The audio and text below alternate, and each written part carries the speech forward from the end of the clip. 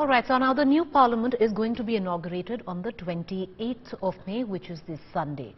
What has happened in the last 1 week has been intense amounts of political commentary coming in from either sides of the divide, be it the Bharatiya Janata Party and the Congress or the other opposition parties. 20 opposition parties have now stood firm, which in itself is historic, coming in together and saying they're going to boycott the event. However, should these 20 political parties look at the inauguration of the new parliament as something which is historic? India is getting a new symbol of democracy in terms of what the parliament stands for. On the other hand, many BJP leaders today did try and extend an olive branch to the opposition, like Rajnath Singh suggesting that maybe these 20 political parties need a rethink on their boycott call for attending the parliament inauguration. Propriety is what the opposition says, the reason why they have decided to boycott the event.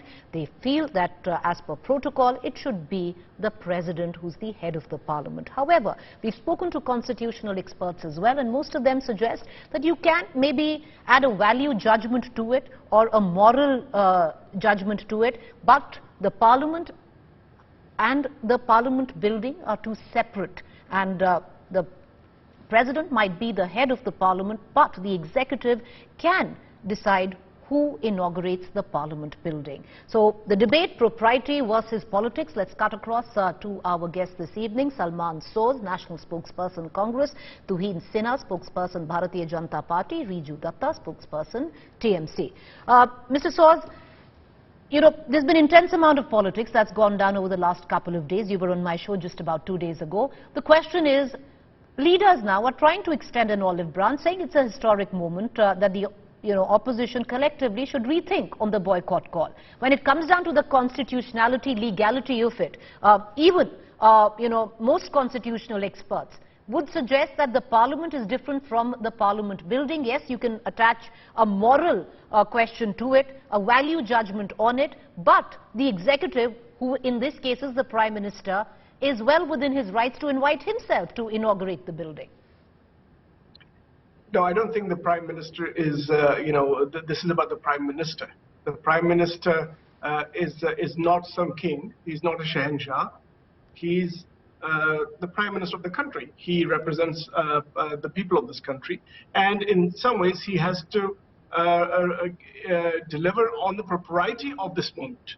So instead of the government extending an olive branch to us, Rajnath Singh ji, extending an olive branch to us, we will make a very simple offer. And that is, the Prime Minister should extend an invitation to the President, not an olive branch to us. Who are we? Who are we? I mean, as far as the media is concerned, the opposition is nothing. So they should just invite the President, invite the Vice President, who's also the Chairman of the Rajya Sabha, and then once they do that, and those two are there, and the Prime Minister can be, he'll be the main man anyway, he'll be in front of all the cameras anyway, then we will participate. Why wouldn't we participate? It is our building too. It is paid for by all Indians, the taxpayers of this country. So I don't think extending an olive branch is really the issue. Extending an invitation is the issue. Why the President has not been invited? It is frankly puzzling. To my mind, it's an insult, and I don't think we should dignify it. Mr. Soz, your jibe at the media, was noted, but the fact is you wouldn't be here if you thought you were nothing. But having said that, I want to just, bring in your counterpart here, spokesperson Bharatiya Janata Party, Tuhin Sinha.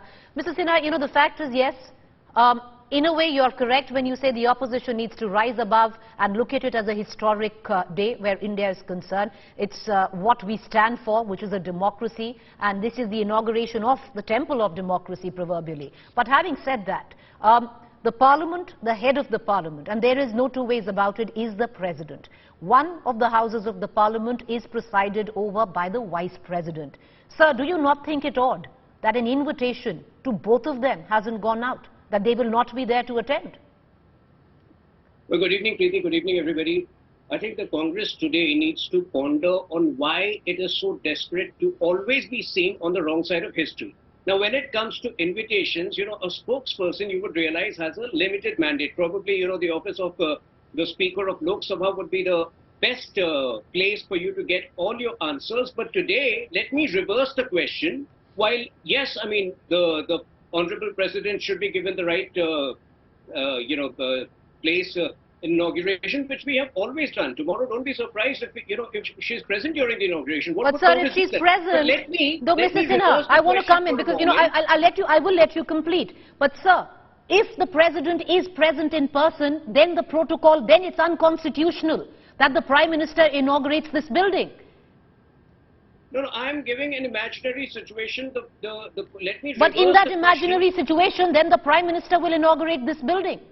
That's unconstitutional. Let me reverse the question to the Congress party for a moment. Why does the Congress party feel this fundamental hatred for the office of the Prime Minister? There is no written rule per se that the President should, and like you hit the nail on the head, you yourself, I'm so glad, said it very clearly in your starting comments, that the Parliament is different from the Parliament building. The Congress also needs to understand this.